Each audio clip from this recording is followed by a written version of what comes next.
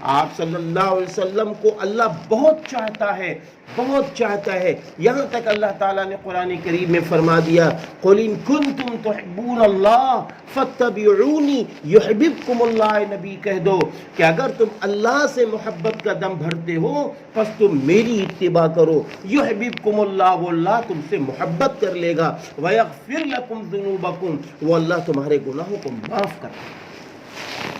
تو اچھی بہنوں، جب آپ اللہ کی بندیوں کو اللہ سے جوڑو گی، اللہ کی بندیوں کو نبی سے جوڑو گی، اللہ کی بندیوں کو صحابہ سے جوڑو گی، اللہ کی بندیوں کو تابعین تبع تابعین کی سیرت طیبہ سے جوڑو گی، اللہ کی بندیوں کو نیک بنانے کی کوشش کرو گی،